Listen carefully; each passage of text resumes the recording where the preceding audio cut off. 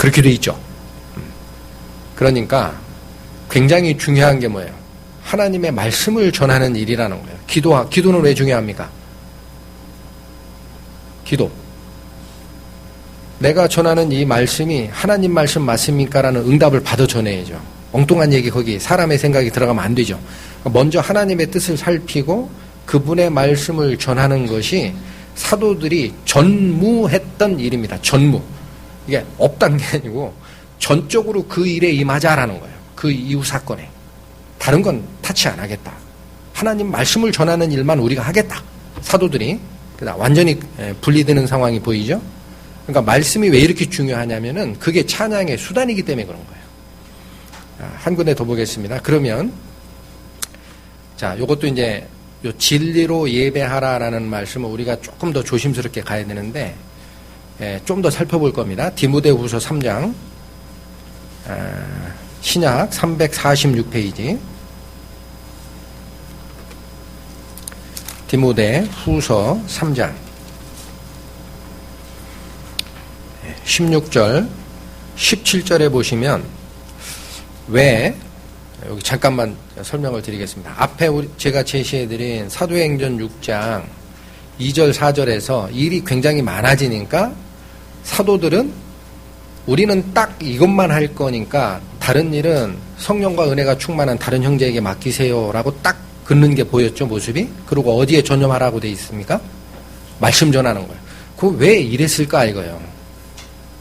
다른 것도 중요한데 그 이유가 여기 나옵니다. 디모데후서 3장 16절 17절에 보시면 제가 읽겠습니다. 모든 성경은 하나님의 감동으로 된 것으로 교훈과 책망과 바르게 함과 의로 교육하기에 유익하니 이는 하나님의 사람으로 온전케 하며 모든 선한 일을 행하기에 온전케 하려 함이니라. 그렇게 돼 있죠. 이 말씀도 여러 번 설명을 드렸는데 정확하게 자기가 받으셔야 돼요. 우리가 잘못 갈 수 있어요. 근데 그거 잘못됐다라고 교육하고 책망하고 바르게 돌아오게 하고 의로운 생활을 하게 하고 하는 그 역할이 뭐 때문에 가능하다라는 말씀입니까? 다시 읽으십시오. 모든 성경은 하나님의 감동으로 된 것으로 교훈과 책망과 바르게 함과 의로 교육하기에 유익하니 자, 이는 말씀 읽다가 이는 그러면 이유가 이러하다라는 거예요. 그게 결론으로 끌고 가시는 접속사입니다. 성경이 교훈과 책망과 의로 교육하기에 유익한 능력을 가지고 있으니 그러니까 어떠냐면 그걸로 인하여 하나님의 사람으로 온전케도 되고 모든 선한 일을 행하기에도 온전케 할 수 있다라는 겁니다. 무엇이 우리를 온전케 합니까? 하나님의 말씀입니다. 하나님의 말씀 외에는 없습니다. 우리를 온전케 하고 우리를 선하게 하고 우리를 의로 교육하기에 유익한 수단은 뭐밖에 없다? 하나님의 말씀밖에 없다라는 거예요. 그러니까 사도들이 뭐를 주장한 거예요? 일이 많아지니까 그게 제일 중요하니까 우리가 말씀에 전무하리라. 다른 일은 다른 사람 시켜라. 그게 집사가 나오는 배경이에요. 그래서 집사 직위를 세우는 겁니다. 7 집사를 세우는 이유가. 자, 그 다음에 고린도후서 5장 신약 291페이지 펴보시죠.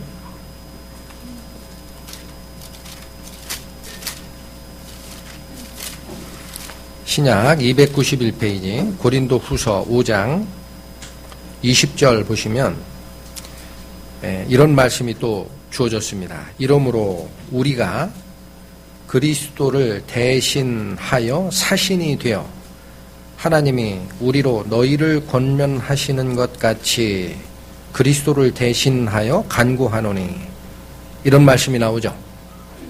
여기도 그리스도를 대신한 것이 우리라는 거예요. 그러니까 이 편지를 쓰고 있는 사도 바울과 말씀 전하는 자들이 그리스도를 대신한 자들이라는 겁니다. 그런데 지위를 뭐라고 표현하고 있습니까? 사신이 되었다라고 돼 있죠. 이 사신이라는 말은 우리로 얘기하면 조선시대에 일본에 사신 보내잖아요. 그래서 사신이란 말을 쓴 거고, 원래 영어 성경에는 대사입니다. 대사. 엠베서더라고 되어 있어요. 대사가 뭐 하는 지위입니까? 대사. 어느 나라의 대통령과 국민의 뜻을 다른 나라에 대신 전하는 일을 하는 자. 그게 대사입니다. 그러니까 이 대사는 내 말을 가지고 하면 문제가 생겨요. 외교에. 무슨 뜻을 전해야 됩니까? 여기에 있는 대통령과 국회나 국민이 합의한 그 의견만을 전해야 됩니다. 그게 대사니까. 그러니까 이 말이 또한 뭐예요?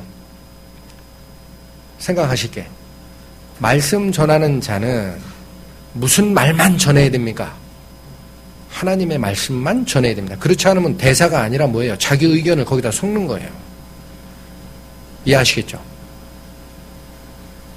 대사는 반드시 하나님 말씀만을 전달해야 됩니다. 그렇지 않으면 대사의 지위에서 해임돼야 마땅해요. 하나님 말씀을 전하라는 거예요. 그래서 우리가 세움을 받았다.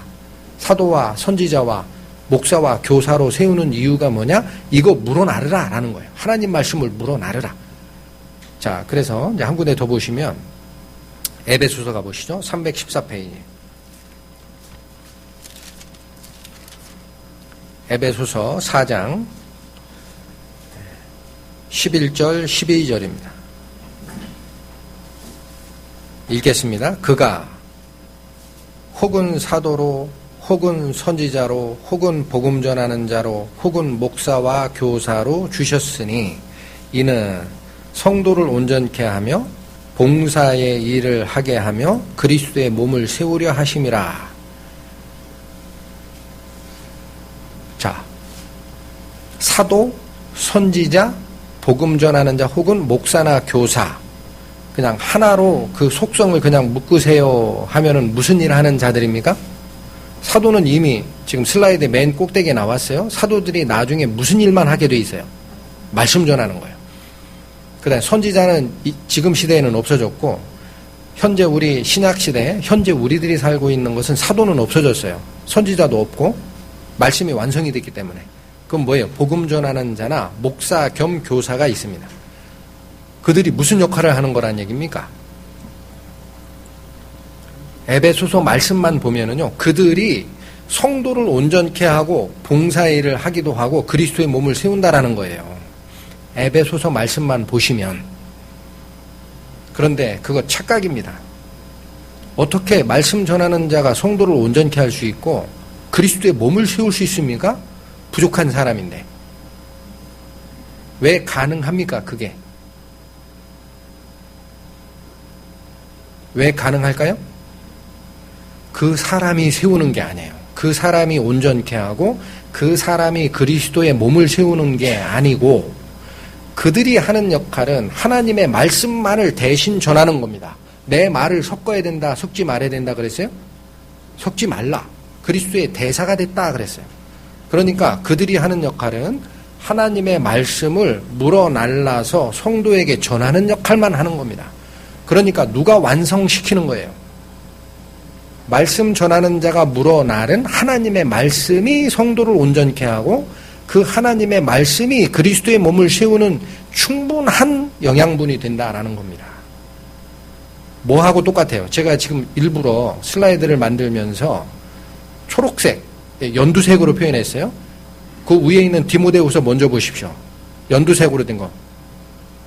하나님의 사람으로 온전케 하며 모든 선한 일을 행하게 온전케 된다 그랬죠. 근데 밑에 있는 에베소서도 보면 성도를 온전케 하는 역할이 있다 그랬죠.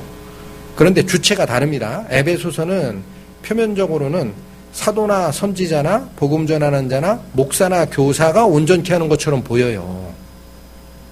그런데 디모데후서는 뭐가 이거 온전케 한다 그랬어요? 성경이 그렇게 한다고 그랬어요. 성경이. 하나님 말씀이. 그러니까 우리가 정확하게 받으셔야 됩니다. 아, 왜 말씀 전하는 직책을 하나님께서 교회에 세우시냐면요. 하나님의 말씀을 물어나르라라는 은사가 있는 거예요. 그러면 그 말씀이 정확하게 전달이 되면 말씀께서 우리를 온전케 하시고 그리스도의 몸을 세우시고 성전이 되도록 단련시켜 나가는 과정을 다 누가 하신다? 말씀이 하시는 거예요. 그래서 대사인 겁니다. 아시겠죠? 고린도후서 대사. 왜 사신이라고 그러느냐? 자기 말 하면 사신 아니에요. 임금 말씀만 전해야 돼요. 옛날로. 지금은 대통령이나 한 국가의 확정된 뜻만을 전해야 됩니다. 그래야 그게 대사의 지위예요. 다른 일 하면 안 됩니다. 분명히 구분이 되셨습니까? 그래서 바로 이게 말씀이 하는 역할이라는 거예요. 우리 성도들을 온전케 하고 교육하게 하고 하는 것은 사람이 하는 게 아닙니다. 그 사람은 그냥 역할만 맡은 거예요. 역할만 맡은 거예요. 하나님이 그 역할을 주신 거예요. 네가 해라 그냥. 근데 누구를 위해 하는 거예요? 성도를 위해 하는 것이고 하나님이 세우셨다고 그 사람이 높아지는 거 절대 아닙니다. 고린도전서 12장에 그렇게 나와요. 다 입이면 보는 데는 어디고 다 손이면 발은 어디냐 그러죠. 이게 다 한 성령이 우리에게 자기 뜻대로 나누어 주어 온몸을 섬기게 하였다. 그게 원리예요. 근데 그 중에 한 은사가 말씀을 물어 나르는 은사도 있는 거죠. 자, 그래서 요거 분명히 중요한 거고. 자, 이제 제가 조금 이제 이런 말씀은 드리기가 좀 쉽지가 않아요. 그래서 전에도 한번 설교 중에 나갔는데, 그러면 우리 안에 분명히 말씀 전하는 은사가 있습니다. 하나님이 얘기하십니다. 누가 설교자로 서야 되느냐? 그 다음에 설교가 도대체 뭐냐? 아까 얘기한 기도와 찬양이 영과 진리, 영과 말씀으로 하라라고 되어 있는데 분명히 굉장히 중요한 요소입니다. 그럼 누가 설교자가 되어야 되느냐? 지금 제가 슬라이드에 잠깐 적어드렸는데 존 메가더라는 분, 지금 아직 살아계십니다. 그러니까 미국의 가장 정통적인 복음주의 설교자고요. 지금 어느 신학대학에 학장하시고 계신 걸로 알고 있어요. 근데 그분이 지으신 책 중에 하나님이 계획하신 교회라는 책이 있어요. 거기에 목회자의 역할을 이분이 뭐라고 얘기하냐면 성도들을 하나님의 말씀에 순종케 하는 역할을 하는 것이다. 그렇게 정확합니다. 그게 설교자의 역할이에요. 자기 생각 집어넣는 거 아니고 말씀에 순종케 하는 그 역할이 설교자의 역할이다. 그 다음에 한 분이 또 있어요. 로이드 존스 목사라고, 이분은 돌아가셨어요. 81년에 돌아가셨는데 영국의 웨스트민스터 교회인가 거기서 40년간 엄청난 그 활동을 하시다 돌아가신 건데, 영국에 완전히 쇠퇴했던 그 복음을 그 시대에 왕창 불러일으킨, 이건 누가 봐도 이 시대 그 금세기 최고의 설교자라고 얘기하는 분입니다. 로이드 존스 목사. 이분이 뭐라고 얘기했냐면 당신의 책에서 설교가 일단 굉장히 중요하다라는 거예요. 우리가 살펴봤죠. 설교라는 게 뭡니까? 잠깐 짚고 가겠습니다. 설교는 사람 말이 아닙니다. 그걸 사람 말로 하는 건 설교가 아니에요. 내려와야 돼요, 강단에. 하나님 말씀을 전하는 게 설교입니다. 근데 그게 하나님을 닮아가고 우리를 완전케 하고 교육시키고 그리스도의 몸을 세우는 역할을 한다 그랬어요. 중요한데 당시에 로이드 존스 목사께서 그 당시 세태를 뭐라, 설교가 굉장히 퇴색했다 그래요.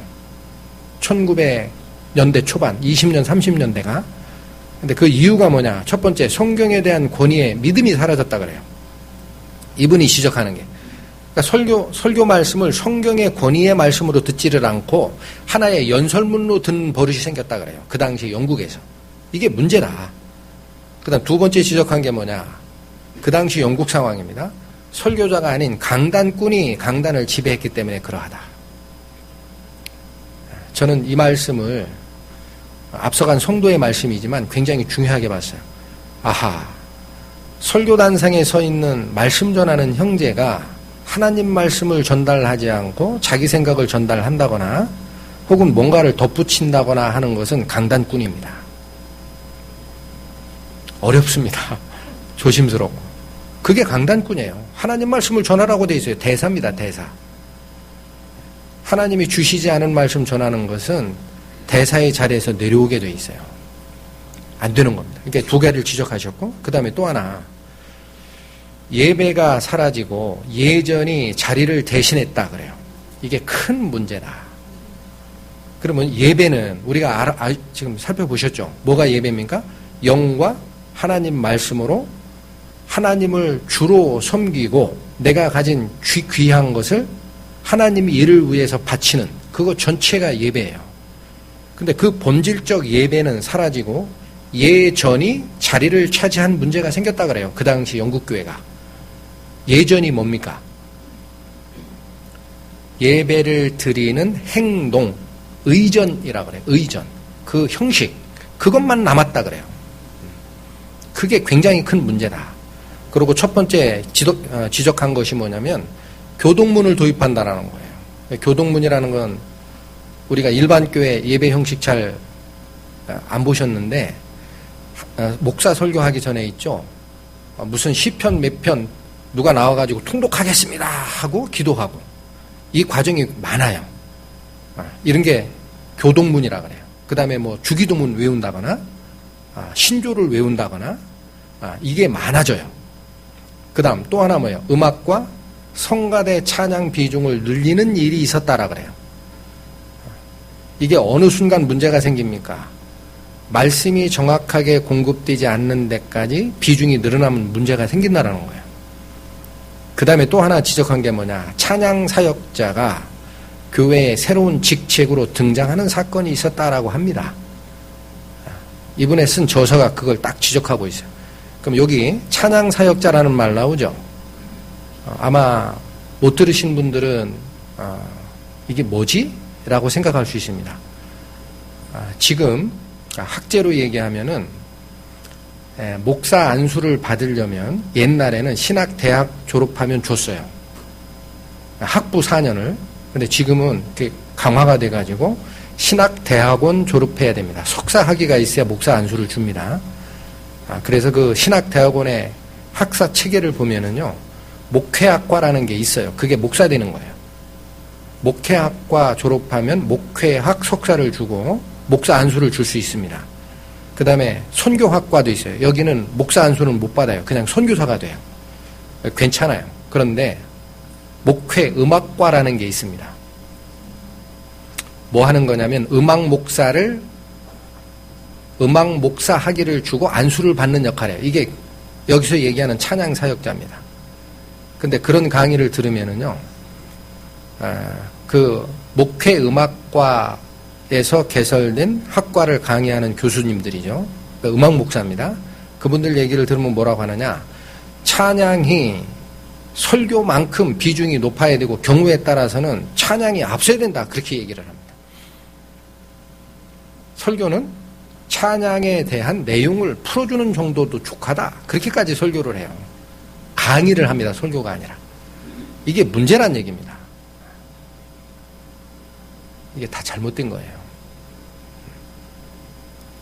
이런 부분은 우리가 잘 받으셔야 돼요. 자, 그래서 이분이 쓴 그 책 속에 이런 말씀이 있어요. 자, 설교란 결코 사람이 결심해서 하는 일이 아니라고 해요. 이분이. 네, 그러면서 설교는 전제 조건이 있다라고 얘기를 합니다. 소명이 있어야 할 수 있다 그래요. 소명이 뭡니까? 하나님의 부르심. 영어로 콜링이에요. 콜링. 하나님이 부르심이 있는 자가 할 수 있는 일이 설교다. 그렇게 얘기를 하십니다. 그럼 왜 그게 맞을까요? 왜 맞습니까? 아까 사도들이 하나님 말씀을 전하는 얘기를 제가 앞 슬라이드에서 상고를 해드렸죠. 무슨 역할을 해야 된다 그랬어요? 하나님 그리스도를 대신하여 엠베서더 대사의 역할을 하는 거예요. 말씀 전하는 자는. 그러니까 누가 세웁니까? 하나님이 세우시는 거예요. 그래서 학제적으로 이것도 혹시 오해하실까봐 제가 부연 설명을 드리면요. 요즘 신학대학원에서 얘기하는 그런 논리가 하나님을 잊어먹은 학술적으로 막 나가는 부분이 있어요. 위험합니다. 굉장히. 그런데 신학 자체를 거부하실 필요는 없어요. 왜냐하면 그 안에도 하나님을 정확하게 쫓아가고자 하는 사람들이 연구해놓은 영역들이 있습니다. 그런 건 도움이 됩니다. 그래서 신학을 0 혹은 X, 이렇게 딱 이원적으로 나눌 필요는 없습니다. 우리가 하나님의 성령을 받았고 구분 능력이 있는 자는 그런 거 들어서 이거는 잘못됐다 그러면 버리면 돼요. 그러니까 신학을 제가 배척하거나 들어와야 된다라는 말씀을 드리는 거는 아닌데 문제는 뭡니까? 그거 신학대학원 나와서 졸업했다 그래서 목사를 주느냐? 그건 사람입니다. 안 나와도 돼요. 그러니까 하나님이 설교자를 세우는 중요한 요건은 뭐냐? 하나님의 부르심이 있느냐라는 거예요. 로이드 존스 목사가 그걸 분명하게 얘기를 하세요. 그건 개인적인 경험이기 때문에 일반화 시킬 수 없습니다. 근데 분명한 하나님의 부르시는 과정이 있어야 된다. 그러면 그분이 신학대학원을 나왔든 안 나왔든 관계가 없고, 그리고 미국의 복음주의 쪽을 쫓아가는 교회에서는 순서를 바꾸는 경우가 일반적이에요. 이 형제가 하나님의 소명을 받았으니 여기서는 부족한 게 있다 그러면 그 사람을 아예 신학대학원에 보내요. 가서 좀 더 배우고 와라. 그 대신 일반적인 잘못된 얘기를 하는 교파 신학대학원에 안 보내더라고요. 정통 복음주의 설교를 하는 신학대학원에 보내서 더 교육을 받고 오거라. 이렇게 순서가 바뀌는 경우도 봤습니다. 어찌됐든 이게 중요한 말씀이고, 또 하나 이런 말씀을 하세요. 본인의 책에서 설교자는 분명히 따로 세워진 사람이라고 얘기를 합니다. 그런데 또 조심스럽게 얘기하시는 것이 하나님에 대한 열정이 있어가지고 자기의 재능은 말씀을 전하는 언변이나 논리 구조가 없는데 내가 하나님 부름을 받았다라고 나오는 사람 많다라는 거예요. 근데 그게 아니고 재능은 분명히 있다라는 거예요. 재능이 있는 자가 해야 한다. 그러면 재능이라는 것은 뭐고 은사는 뭡니까? 소명을 받은 게 은사인데 어떻게 되나요? 이것도 믿음의 선진들이 이렇게 얘기하시더라고요. 재능은 하나님이 주는 거래요. 이것도 탤런트. 그러나 그게 자기를 위해서 쓰일 때는 그냥 재능입니다. 근데 하나님의 부르심에 내가 응답해서 성도들에게 나눔이 되는 단계에 가면 그걸 은사라고 합니다. 그렇게 얘기를 하세요. 그러니까 이것도 이제 본인이 내가 앞으로 목회자의 역할을 하겠다라고 우리 성도들에게 많이 나오셔야 돼요. 정확한 설교자가 많이 나와야 됩니다. 그래야 하나님 말씀이 왕성해지는 거예요. 근데 중요한 것은 본인의 그러니까 언변이나 설교에 적합한 재능이 있어야 되고, 앞서간 성도들이 얘기한 책들이 있죠. 많이 읽으셔야 돼요. 경건서적. 그러니까 책 읽기 싫어하는 사람은 설교에 적합지도 않습니다. 어찌됐든 그런 재능이 있고, 제가 이 말씀을 여기다 적은 것은 뒷말씀이에요. 뭐라고 얘기하시냐면 특별히 하나님께서 그에게 행하신 일이 있기 때문에 우리가 그 설교자의 말을 듣게 된다 그래요. 밑줄 말씀. 하나님이 행한 일이 있다라는 거예요. 개인적인 거지만. 이게 뭘까요? 부르신 거예요. 하나님. 자, 그래서 이게 이분의 얘기가 아니에요. 로이드 존스 목사가 하신 말씀이 아니라 성경이 그 얘기를 하십니다. 고린도전서 12장 278페이지 펴보시죠.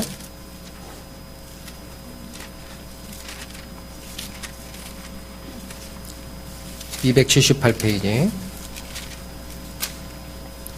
고린도전서 12장 28절 읽겠습니다. 하나님이 교회 중에 몇을 세우셨으니 첫째는 사도요, 둘째는 선지자요, 셋째는 교사요, 그 다음은 능력이요, 그 다음은 병 고치는 은사와 서로 돕는 것과 다스리는 것과 각종 방언을 하는 것이라. 자, 주체가 누굽니까? 하나님이라고 나옵니다. 세우는 주체가 분명히 명시가 되어 있어요. 하나님이다. 하나님이 교회 안에 필요한 직책을 세우시는 거다. 그래서 그 밑에 29절에도 이 말씀을 마저 주세요. 다 사도겠느냐? 다 선지자겠느냐? 다 교사겠느냐? 다 능력 행하시는 자겠느냐? 이렇게 얘기하시죠. 그러니까 그 중요한 은사를 내가 사모하는 거 굉장히 좋아요. 그러나 다는 아니다라는 거예요. 하나님이 정하시는 거예요. 지금 이 구절에서는 하나님이 세우셨다라고 하는데 똑같은 12장의 11절 보시면 이렇게 얘기하십니다. 이 모든 일은, 그건 앞절에 있었던 은사입니다. 4절 먼저 보시면 은사는 여러 가지나 성령은 같고 직임은 여러 가지나 주는 같으며라고 각종 은사를 쭉 설명하시죠. 그리고 11절에 뭐라고 하느냐. 이 모든 일은, 즉 그러한 은사의 종류는 한 성령이 행하시는 거예요. 하나의 성령이 정하시는 거예요. 그런데 뒷말씀이 있습니다. 그 뜻대로 각 사람에게 나눠주시느니라. 누가 정하는 겁니까? 은사는. 성령이 자기 뜻대로 정하시는 거예요. 말씀을 그대로 받으셔야 됩니다. 한 성령이 주시는 은사가 여러 가지지만 누구 뜻대로 주신다고요? 그 뜻대로. 성령의 뜻대로 나눠주시는 거예요. 각 사람에게. 그러니까 우리가 말씀을 쫓아갈 때 이 부분도 정확하게 받으셔야 돼요. 아, 성령의 소명이 있는 것이구나. 그 다음에 이 말씀이 또 나옵니다. 에베소서 이번엔 314페이지 보시죠. 세 가지로 얘기를 하세요. 314페이지. 에베소서 4장.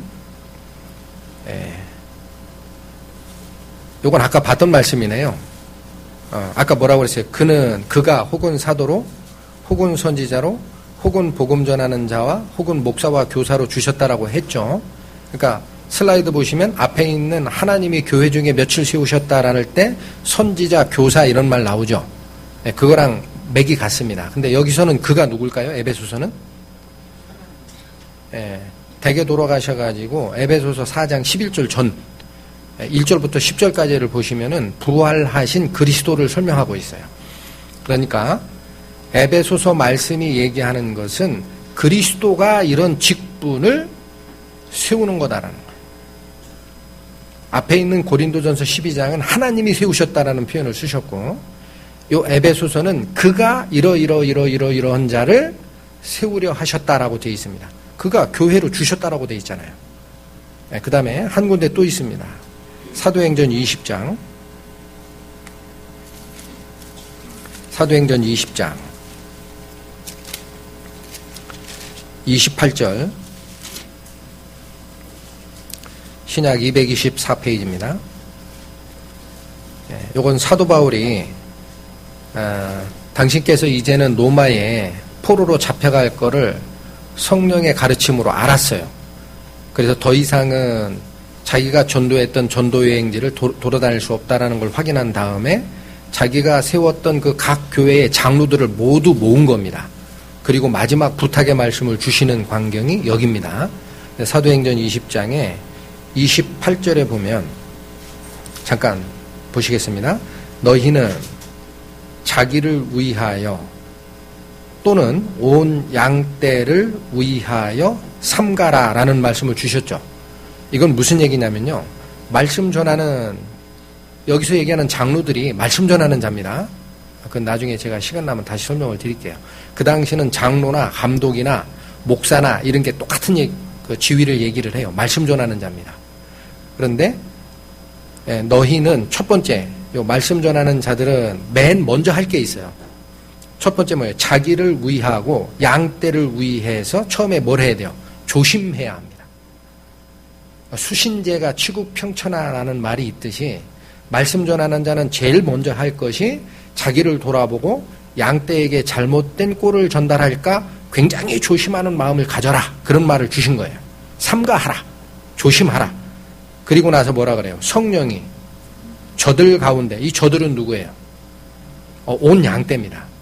성령이 그 온 양떼 중에서 너희로 감독자를 삼고 하나님이 자기 피로 사신 교회를 치게 하셨느니라. 그렇게 되어 있습니다. 그러니까 지금 성경 구절, 세 구절을 제가 찾아드린 이유가 뭐냐면 앞 슬라이드에 나왔던 로이드 존스 목사 개인 얘기를 하신 게 아닙니다. 설교자가 굉장히 중요하고 설교라는 것이 하나님을 예배하는 굉장히 중요한 루트예요. 서야 됩니다. 설교가 없이는 하나님의 말씀이 역사할 방법이 없습니다. 그런데 그렇다면 설교자를 어떻게 세우느냐? 성령의 부르심, 하나님의 소명을 받은 자들이 하나님께 세우심을 받는 과정이 있다라는 거예요. 맞죠? 그래서 그렇다면 어떻게 하나님의 부름을 받느냐 이거예요. 내가 하나님 말씀을 전하고 싶은데 어떻게 받느냐? 로이드 존스 목사는 다시 이 말씀을 하시더라고요. 그렇다면 정말 중요한 게 뭐냐? 설교자가 쓰기 위해서 세 가지 얘기하세요. 하나님을 향한 사랑, 영혼을 향한 사랑, 진리에 대한 지식. 이게 사람 편에서 갖춰야 될 속성이다 그래요. 내가 설교자로 쓰고 싶을 때 하나님을 정말 사랑하느냐, 그 다음 그 영혼도를 사랑할 수 있느냐, 진리에 대한 충분한 지식이 있느냐. 이게 지식이 일부 부족하면은요, 요즘에 교리의 혼탁이 굉장히 문제가 생깁니다. 이번에 수련회 때도 그 설교가 나갔었는데 지역교회에서 엉뚱한 얘기를 듣다가 지옥이 없다라고 하고 나가는 사건이 생겨요. 교리가 그렇게 중요합니다. 그러니까 전체적인 교리, 하나님이 어떤 분이시고 교회는 어떤 분이시고 우리가 말씀을 통해 어떻게 가야 되고 이거 전체적 진리에 대한 지식이 있는 자가 설교자로 서야 돼요. 그래야 교리에 대한 방어가 가능합니다. 사람이 갖춰야 될 세 가지 얘기를 하시고 중요한 얘기를 하세요. 여러분 안에 계신 뭐가 또 중요하다? 성령. 왜 그래요? 이게 결합될 때 설교자를 만들어낸다. 그렇게 설명합니다.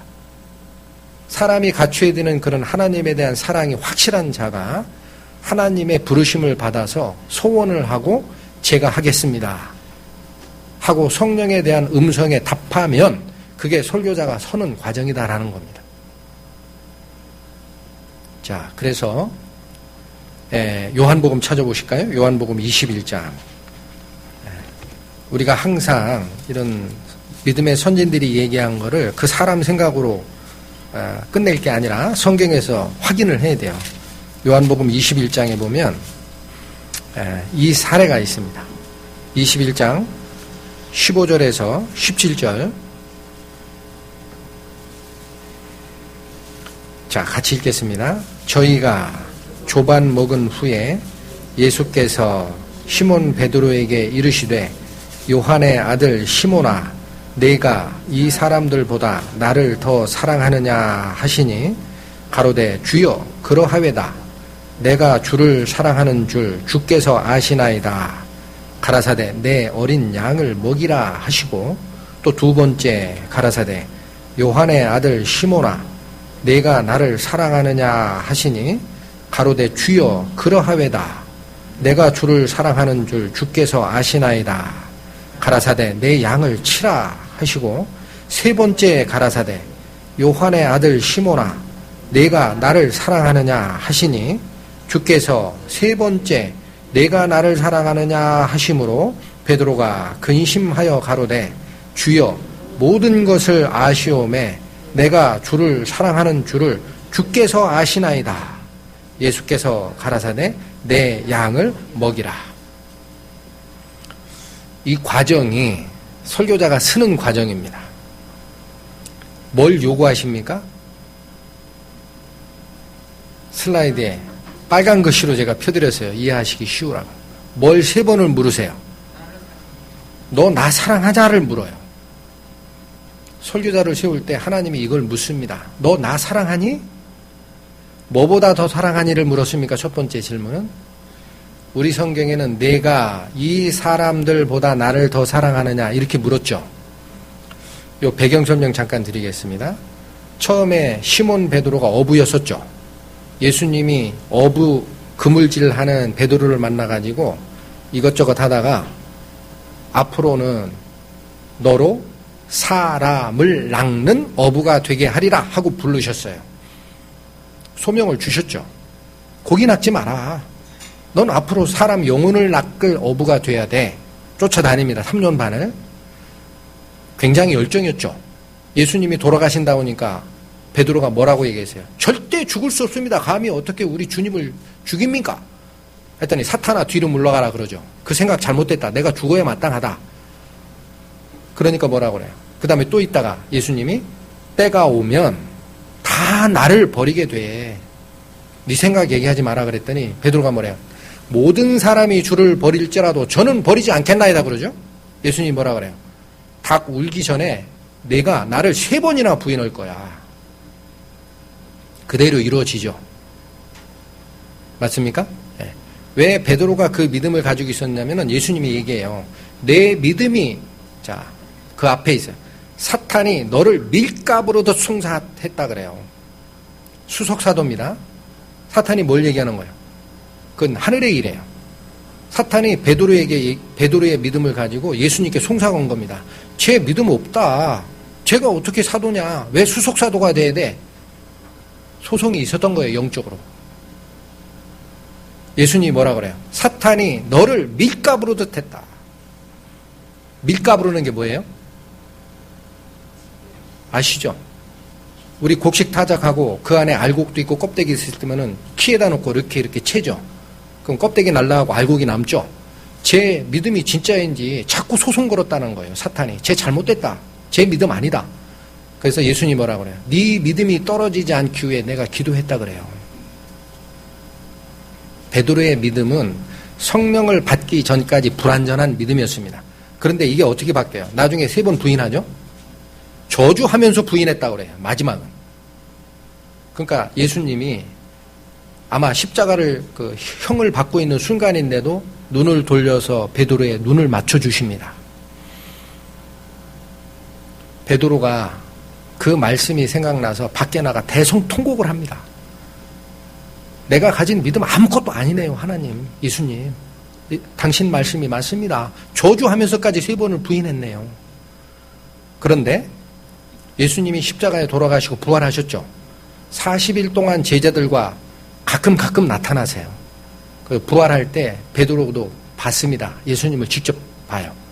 근데 계속 있는 게 아니라 자꾸 돌아다니시니까 그 영체, 부활한 영체는 3차원의 공간을 제약을 안 받으세요. 그러니까 제자들이 문 닫고 기도하는데 방 안에 갑자기 뿅 나타나시고 하는 게 보이죠? 계속 있는 게 아니에요. 자꾸 돌아다니시니까 베드로가 어떻게 했냐면 지금 이 상황이에요. 나는 고기 잡으러 갈란다 그래요. 7 사도가 쫓아갑니다. 베드로를. 할 일도 없으니까. 이게 어떤 상황입니까? 예수님이 부르실 때 너로 이제는 사람 낚는 어부가 되게 하리라 소명 주셨죠. 내가 너에게 사도권을 주니까 네가 땅에서 매면 하늘에서 매이고 땅에서 열리면 하늘에서 풀리리라까지 말씀하셨어요. 그리고 네 믿음이 떨어지지 않게 사탄의 송사를 내가 기도로 막았다까지 하고 계속적으로 잡아주는데도 어떻게 한 겁니까? 어디로 간 거예요? 고기 잡으러 간 겁니다. 어디로 돌아갔나요? 원래 세상 일로 돌아간 겁니다. 이 수석사도 베드로가. 그 베드로만 간 게 아니고요. 이 구절 보면 7 사도인가가 같이 쫓아가요. 그러니까 하나님 입장에서 예수님 입장이 어때요? 그렇게 믿음 떨어지지 않게 베드로를 위해서 기도하시고 3번째 부인할 때도 눈 맞춰주시고 회개하게 하시고 부활한 몸으로 그 베드로에게 또 보이시고 했는데도 믿음이 없어져서 어디로 가요? 세상 일로 가요. 원래 자기 현업으로 간 거예요. 그러니까 또 나타나신 겁니다. 이게 마지막에. 나타나 가시고 얘기하신 게 뭐냐? 이 사람들보다 나를 더 사랑하느냐고 첫 번째 묻죠. 우리 말에는 이 사람들이라고 번역이 되어 있습니다. 근데 이게 원래 헬라어적 의미는 사람이 아닙니다. 이것들이에요. 다른 쪽 성경에는 이것들이라고 돼요. 흠정역 성경에. 이게 무슨 소리입니까? 고기 잡으러 갔잖아요. 그러니까 또 묻는 거예요. 예수님이. 야, 너 또 고기 잡으러 갔니? 그러면 이 일이 더 중요하냐 너한테? 내가 너한테 사람 낚는 어부가 되게 하리라라고 얘기한 거 기억 안 나? 그게 좋으냐? 내가 더 사랑스러우냐? 또 묻는 거예요. 다시. 몇 번을 묻습니까? 3번을 묻습니다. 하나님이 이걸 원하시는 거예요. 양을 치게 하는 목자에게는 뭘 원하시는 겁니까? 너는 다른 얘기 하지 말라 그래요. 내 말을 전해야 된다. 내 말. 그게 대사 아닙니까? 네 말 섞어도 안 되고 말씀 전하라고 하는데 억지로 전해도 안 되고 그러니 요구하시는 게 딱 하나입니다. 말씀 전하는 자에게 하나님이 요구하시는 거. 뭐예요? 너 지금 세상 사는데 너 호구지책 있지? 그거 다 버리고 네 남은 인생 하나님 말씀을 전하는데 네가 헌신할 수 있느냐? 그거 묻는 과정이 있습니다. 거기에 답변이 나가야 됩니다. 그게 성령의 부르심에 자기가 자원하는 거예요. 그러면 설교자가 씁니다. 그렇게 쓴 설교자라야 하나님 말씀을 절대 왜곡하지 않고 나르게 돼 있어요. 조심하게 돼 있습니다. 먼저 묻습니다. 사도가 뭐라고 그랬어요? 우리는 기도와 말씀 전하는 일에 전념하리라 그랬죠? 기도가 먼저입니다. 말씀 전하는 자도 항상 살펴야 돼요. 하나님께. 하나님, 제가 받은 이 말씀이 혹시 잘못된 말씀 아닌가요? 증거해 주십시오. 계속 기도하고 말씀을 받으셔야 돼요. 그래야 그 말씀만을 전하게 돼요. 그게 대사니까. 자기 말 섞으면 안 되니까. 이걸 요구하시는 거예요.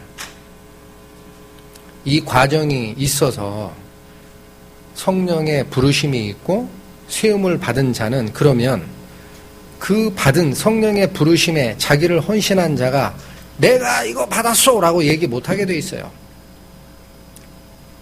실족합니다. 다른 성도들이. 기다립니다.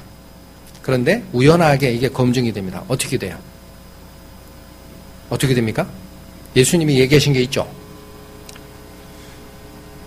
내 양은 내 음성을 듣는다 그래요. 그렇죠? 목자의 양은 목자의 소리를 듣는다. 그러니까 회중석에 앉아 계신 우리 성도분들은 다 성령이 있어요. 그러니까 어떤 사람이 말씀을 전하거나 성경 공부에서 무슨 얘기를 하거나 하면은 저 말씀 성경 말씀 많은데 굉장히 은혜롭다. 이게 합치가 돼요. 그래서 성경에서는 뭐라고 하느냐? 누군가 감독이나 집사가 되면 추천이 오면 너희는 뭐라고 하느냐? 시험해라 그래요. 시험하여 보고 세워라. 뭘 시험하라는 말씀입니까? 하나님 말씀이 나가는지 시험해보라 이거예요. 그러니까 이게 합치가 되는 거예요. 성령을 받은 회중석에 앉아 계신 성도들도 성령을 받았기 때문에 하나님 말씀인지 아닌지 구분하는 능력이 있어요. 그게 예수님이 얘기한 거예요. 내 양은 내 목소리를 듣는다 그래요. 그러니까 말씀 전하는 은사가 정확한지는 서로 교차 검증이 가능한 거예요. 그렇게 세워지는 겁니다. 그럴 때 우리 안에 정확한 말씀의 은사가 전달이 되고 그리스도의 몸을 세우는 예배가 가능하다라는 말씀입니다. 이게 진리로 예배하라라는 핵심입니다. 조금만 더 보겠습니다. 자, 그렇다면 온전한 예배가 되려면 제가 처음에 한자의 예배에 예쁠 뽕자 2개를 받쳐서 제기에 올려놓은 모습을 설명을 드렸고 구약적 제사로는 2가지를 원하시는 걸 말씀을 드렸어요. 뭐를 원한다 그랬습니까? 너의 동물 중에 초태생과 땅의 소산 중 첫 열매를 하나님께 드리라. 그게 굉장히 중요하니까. 그런데 지금도 제사를 받으시느냐? 그렇지 않습니다. 자, 시편 50편 구약 837페이지. 본질에 들어가셔야 됩니다. 구약의 837페이지. 시편 50편 13절부터 14절 읽겠습니다. 내가 숫수의 고기를 먹으며 염소의 피를 마시겠느냐? 감사로 하나님께 제사를 드리며 지극히 높은 자에게 내 서원을 갚으며 환난 날에 나를 부르라. 내가 너를 건지리니 내가 나를 영화롭게 하리로다.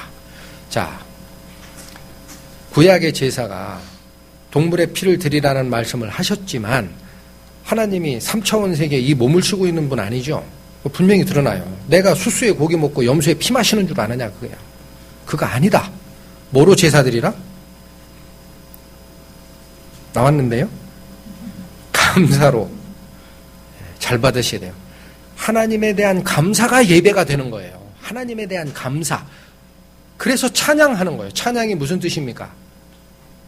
영어로 praise, 높이다, 올리다라는 거예요. 그분의 아름다운 덕을 높여드리는 게 찬양이에요. 그게 감사가 밑바탕이 되어야 하나님 감사합니다. 영광을 받으십시오. 이렇게 높일 거 아니겠습니까?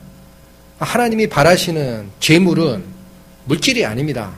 뭘 가지고 오라 그래요? 우리한테. 감사함을 가지고 오라 그래요. 하나님께 대한 감사함을 가지고 오라. 그것이 하나님께 드리는 제사고 그렇게 하는 것이 나를 영원롭게 하는 것이다. 분명히 나왔어요. 한 군데 더 찾겠습니다. 지금 찾으신 시편 50편에 똑같은 말씀이 22, 23절에 또 나와요. 읽겠습니다.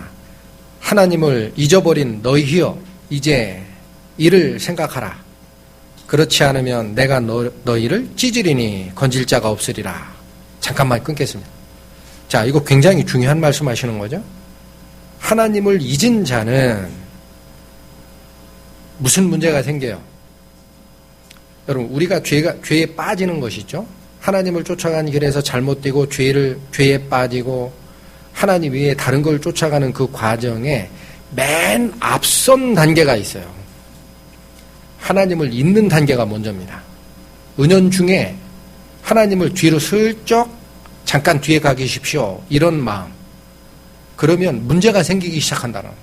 하나님의 말씀이 역사할 기회가 없습니다. 그래서 여기 그렇게 나오는 하나님을 잊어버린 너희여 이제 이를 생각하라 이거. 지금 이거 생각해라. 뭐라고 얘기해요? 그렇지 않으면 내가 너희를 찢으리니 건질 자가 없다. 벌을 내릴 거다. 그런 얘기입니다. 피하지 못해. 분명히 생각해. 그리고 무슨 말씀을 주세요? 23절을 주시는 겁니다. 이거 생각해라. 하나님 잊어버린 자요. 그 다음 나오는 게 뭡니까? 감사로 제사를 드리는 자가 나를 영어롭게 하나니 그 행위를 옳게 하는 자에게 내가 하나님의 구원을 보이리라. 감사함이 제사의 재료입니다. 그분의 아름다운 덕을 전하게 하려고 우리를 택하신 족속이고 왕같은 제사장이고 그에 속한 백성이다 그래요. 왜 그런 줄 아느냐? 이는 너희를 어두운 데서 불러내어 그의 귀한 빛에 들어가신 자의 아름다운 덕을 전하게 하려 함이라. 이것이 찬양의 기본이고 하나님을 예배하는 기본이라는 거예요. 감사가. 자, 한 군데만 더 보겠습니다. 야고보서 보시죠. 신약 374페이지입니다. 야고보서 3장 14절. 그러나 너희 마음속에 독한 시기와 다툼이 있으면 자랑하지 말라. 진리를 거스려 거짓하지 말라. 무슨 말씀 주신 겁니까? 방금 제가 증거해드리는 시편에 하나님이 우리에게 요구하시는 제사, 뭘 가지고 오라 그랬어요? 감사함을 가지고 오라 그랬습니다. 하나님의 아름다운 덕을 생각하고 그분에 대한 감사함을 가지고 그분을 높여드리는 찬양을 가지고 오라. 마음을 가지고 오라. 그게 나를 영화롭게 하는 것이다. 그러니까 우리가 조심할 게 있습니다. 하나님께 찬양을 드리거나 예배를 드리는 과정에 감사가 깨어지면은 하나님이 받으실까요? 안 받으실까요? 안 받습니다. 절대 안 받습니다. 야고보서가 그걸 지금 지적하시는 거예요.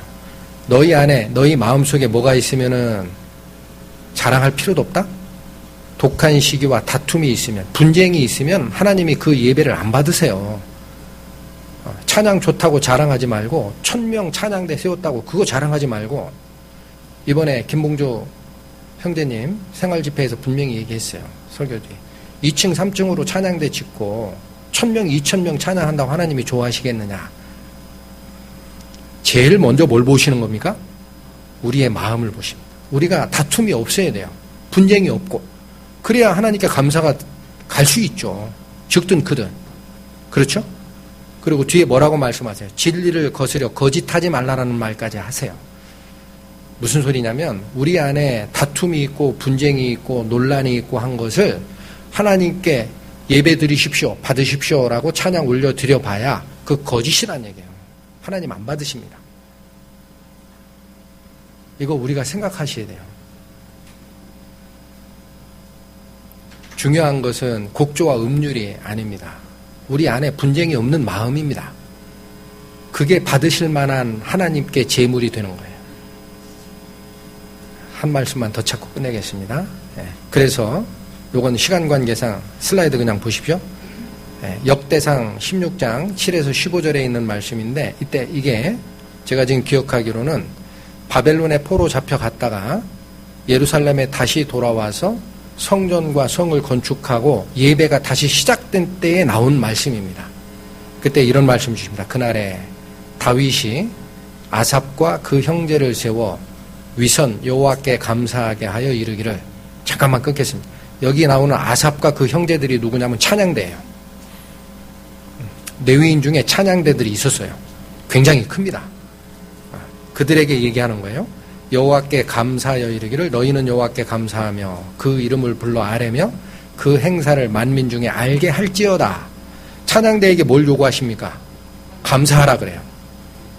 그렇죠. 그 다음에 뭐 하라고 합니까? 그 행사를 온 백성에게 다 알려라. 그게 찬양의 목적이다.